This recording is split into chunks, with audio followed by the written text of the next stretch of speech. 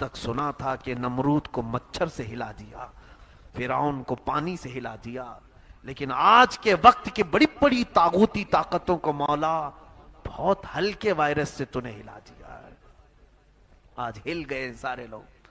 یہ کوئی مذاق کا وقت نہیں، یہ جوکس فارورڈ کرنے کا وقت نہیں میرے عزیزوں۔ رب کا قہر ہے، یہ اللہ کا غضب ہے، خدا قہار ہے غضب پر۔ آج رب تبارک و تعالی غضب پر ہے۔ آپ اندازہ کر رہے ہیں اس چیز کو؟ آپ نہیں دیکھ رہے اس ہلکے سے کیڑے نے سارے سینما تھیٹروں کو بند کرا دیا، سارے شراب خانوں کو بند کرا دیا، سارے علماء کی تقریریں جن کو روک نہیں سک رہی تھی ہلکے کیڑے نے نہیں رکوا دیا، سارے بازار رکوا دیے، ساری بڑی محفلیں ختم کر دی گئی، حتیٰ کہ عبادت خانوں پر تالے لگ گئے۔ اللہ اکبر۔ یہ رب تبارک و تعالیٰ کے جلال کو اندازہ کر سکتے ہیں؟ پھر قیامت کے دن آج مولا تعالیٰ اپنی رحمت کی صفت پر ہے۔ کون سی صفت؟ اللہ کے 99 صفات ہیں، وہ رحمان ہے، رحیم ہے، کریم ہے، ستار ہے، غفار ہے، جبار ہے، قہار ہے۔ سوچو آج اللہ تعالیٰ اپنے رحمان اور رحیم کی صفت پر ہے، اور قیامت کے دن وہ اپنے قہار کی صفت پر ہوگا۔ خود فرماتا ہے لمن الملک اليوم، آج کی بادشاہت کس کی ہے؟ خود فرماتا ہے للہ الواحد القہار، ایک قہر کرنے والے خدا کی آج سلطنت ہے۔ قیامت کے دن کیسا ہوگا جب ہر چیز رک چکی ہوگی؟ مجھے یہ سننے کو مل رہا ہے کہ مسلمان محلوں میں لڑکے پورے باہر گلیوں میں سڑکوں پر کرکٹ کھیل رہے ہیں، تاش کے پتے، کیرم کھیلے جا رہے ہیں، اور گھر میں عورتیں رات بھر ٹی وی سیریل، اور نوجوانوں کے ہاتھ میں موبائل، انٹرنیٹ۔ اللہ کا غضب ہے، وہ جلال میں ہے، اور تم پھر اترا رہے ہو، تم اب بھی اپنا غرور اور تکبر بتا رہے ہو اللہ کو۔ رب تبارک و تعالیٰ نے آج جو پوری کائنات کو جس طرح سے مولا نے روک دیا ہے، قریب ہے یہ موت تمہارے تک بھی آ جائے گی۔ یاد رکھنا جن لوگوں نے مذاق کیا چند دنوں پہلے ان کے گھروں میں بھی یہ بیماری داخل ہو گئی۔ آج وہ لوگ کہہ رہے ہیں، انگلینڈ والے بھی، انگلینڈ کے کئی لوگ کہہ رہے ہیں کہ ہم تو اس پر جوکس بنا رہے تھے لیکن اب ہماری ماں اس بیماری میں افیکٹڈ ہے۔ ایک مولانا صاحب ہیں۔ میرے عزیزو، یہ تمام معاملات ہلکے انداز میں لے کر کے نہ چلیں۔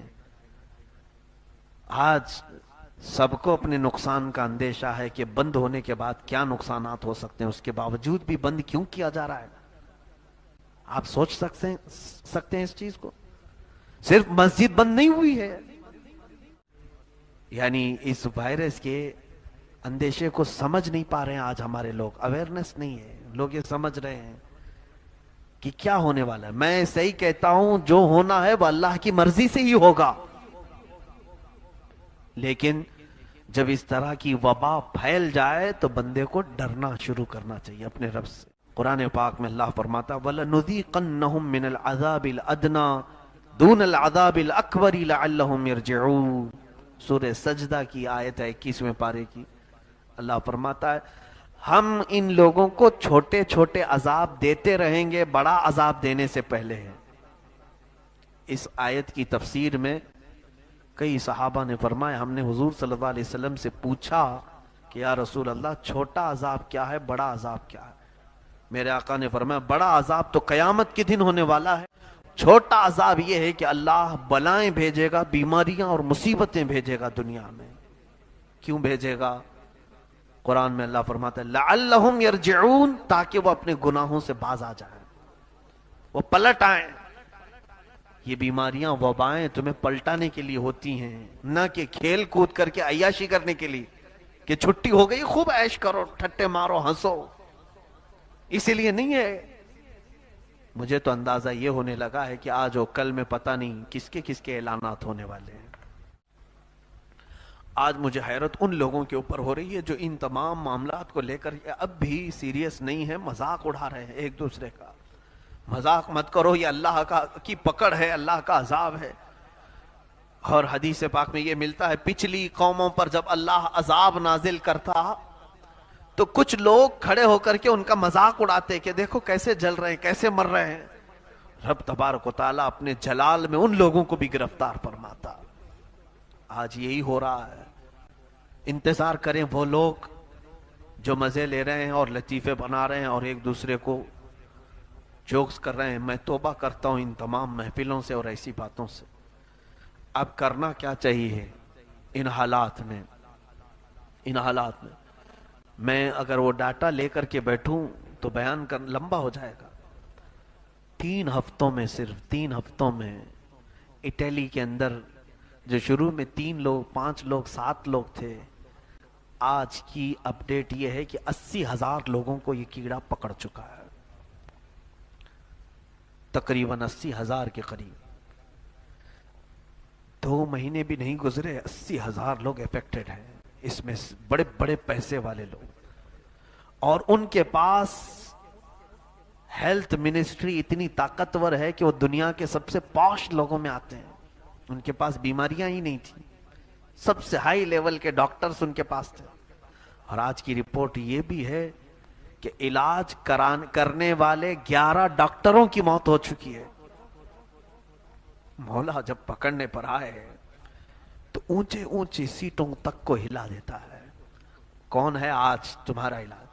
میرے عزیزوں، وہ یورپ ہے جو ترقی یافتہ ممالک ہیں، جو بے بس ہیں، گھٹنے ٹیک چکے اس طاقت کے سامنے. امریکہ آج اپنی ساری سربلندیوں کے باوجود ناک زمین پر رگڑ رہا ہے. ہمارے پاس اب طاقت نہیں ہے. لوگ اپنے اپنے جگہوں سے اعلان کر رہے ہیں کہ اپنے اپنے دعائیں کرو. سارے بے بس ہو چکے ہیں. جن کے پاس ساری سہولیات ہیں وہ بے بس ہیں. ہندوستان میں تو اور بھی ہیلتھ کے معاملات کو لے کر کے کوئی انتظامات نہیں. اور جانتے ہیں آج آپ بڑے بڑے جو منتری ہیں اوپر، ان تک کوئی افیکٹ ہو گیا اور وہ لوگ شکایت کر رہے ہیں کہ ہمیں علاج نہیں مل رہا ہے. عوام، یہ آج عام پبلک کو اگر یہ تمام چیزیں افیکٹ ہوں تو میں کون اٹھائے گا، کون لے کر کے جائے گا، کون دیکھے گا؟ میرے عزیزوں، یہ تمام چیزوں میں آج ڈر رکھو. کھیل کود کے لیے بازار باہر گرم مت کرو. کیا کرنا کیا چاہیے ایسے اوقات میں؟ مجھ سے بہت سارے لوگ سوال کر رہے ہیں مسجدیں بھی جب بند کر دی جائیں گی تو ہم کہاں جائیں گے؟ مسجدیں اس لیے نہیں بند کی جا رہی ہیں کہ تمہیں نماز نہیں پڑھانا ہے، تمہیں عبادت سے روکنا ہے، اس لیے مسجدیں نہیں بند ہو رہی ہیں. ہیلتھ منسٹری اس لیے یہ تمام اقدامات نہیں کر رہی ہے. بلکہ معاملات اتنے گمبھیر ہیں کہ اگر اس چیز کو ایسے ہلکے میں لے لیا جائے تو یہ پھر قابو میں نہیں آئے گا. ہزاروں نہیں، لاکھوں کی تعداد میں موتیں ہوں گی. دن میں 1-1 لاکھ لوگ مر جائیں گے اگر اس کو گمبھیرتا سے نہ لی جائے. اس وقت کیا ہوگا؟ نہ کوئی مسجد رہے گی، نہ کوئی درگاہ رہے گا، صرف لاشیں ہی لاشیں ہوں گی. آج اگر ہم اپنی مسجدوں کو اور ساری چیزوں کو نہیں بچا پائے، پڑھنے والا کون رہے گا یہاں پر؟ سب سے پہلی چیز فروض میں جان کی حفاظت فرض اعظم ہے. اپنی جان کی حفاظت فرض اعظم ہے. 5 فرائض ہیں، ان میں سے سب سے پہلا فرض جان کی حفاظت ہے. اللہ تبارک و تعالیٰ نے حکم فرمایا. اللہ کے عذاب کی یہ نشانیوں میں سے سب نشانیاں اس سال ہم نے پچھلے سال دیکھ لی. چاند گرہن اللہ کے عذاب کی نشانی، سورج گرہن اللہ کے عذاب کی نشانی. 2019 میں یہ دونوں ہو چکے، جولائی میں اور دسمبر میں. اور پھر قحط سالی پڑ جانا یہ اب آنے والا ہے. آرتھک مندی، اس سے اتنے خطرناک انداز میں جوجھیں گے. غریب بیچارے کہاں سے لائیں گے، کہاں سے کھائیں گے؟ اور اس کے بعد اللہ کا سب سے بڑا عذاب یہ بھی ہے کہ ان سے عبادتوں کی توفیق چھین لے گا. وہ تمام چیزیں آج دیکھ رہے ہیں ہم. ایسے وقت میں کرنا کیا چاہیے؟ اسی بات پر میں اپنی گفتگو کو سمیٹ رہا ہوں. قرآن کی یہ آیت حوصلہ افزا ہے ہمارے لیے. وَمَا كَانَ اللَّهُ لِيُعَذِّبَهُمْ وَأَنْتَ فِيهِمْ وَمَا كَانَ اللَّهُ مُعَذِّبَهُمْ وَهُمْ يَسْتَغْفِرُونَ. یہ 9ویں پارے کی آیت ہے سورہ انفال میں. اللہ تعالیٰ فرماتا ہے اللہ اس قوم کو عذاب میں گرفتار نہیں کرے گا اس لیے کہ ان میں میرا محبوب ہے. اے محبوب، آپ ان کے بیچ میں ہیں اور دوسری جگہ اسی آیت کا دوسرا ٹکڑا یہ ہے وَمَا كَانَ اللَّهُ مُعَذِّبَهُمْ وَهُمْ يَسْتَغْفِرُونَ، اور اللہ ان کو اس وقت تک عذاب نہیں دے گا جب تک یہ استغفار کرتے رہیں گے۔ اور میرے آقا صلی اللہ علیہ وسلم نے اس قرآن کی آیت کی تفسیر میں یہ فرمایا، حضور فرماتے ہیں اللہ نے میری امت کو 2 امان عطا کیا۔ کیا؟ 2 امان، ایک رسول کی ذات اور ایک توبہ و استغفار۔ اور صحابہ کو حضور صلی اللہ علیہ وسلم نے تلقین فرمایا۔ اب وہ روایتیں کئی ہیں، تفسیر در منصور میں آج ہی میں نے بیان بھی کیا ہے، چھوٹی سی ایک ریکارڈ بھی کیا ہے لوگوں میں یہ اس کو نشر کرنے کے لیے کہ آج کرنا کیا چاہیے آپ کو۔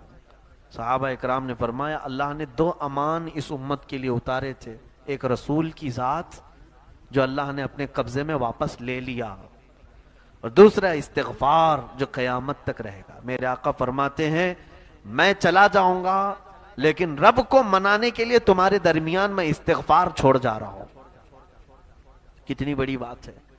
اور حضور صلی اللہ علیہ وسلم کی ایک حدیث یہ بھی ہے، امام احمد نے اس کو روایت میں نقل کیا ہے، فرماتے ہیں میرے آقا صلی اللہ علیہ وسلم اللہ کے نزدیک تمہارے استغفار سے زیادہ کوئی چیز پسند نہیں ہے کہ وہ تمہیں ہر تنگی سے نجات دے دے گا، ہر بلا سے، ہر مصیبت سے آزاد کر دے گا۔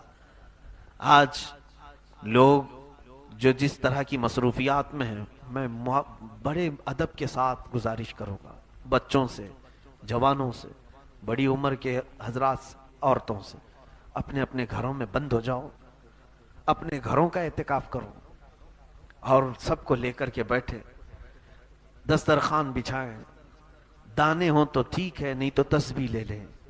ہر گھر سے 70,000 بار استغفار ہونا چاہیے۔ کتنی بار؟ 70,000۔ کاش اگر یہ میرا میسج سب کو پھیل جائے۔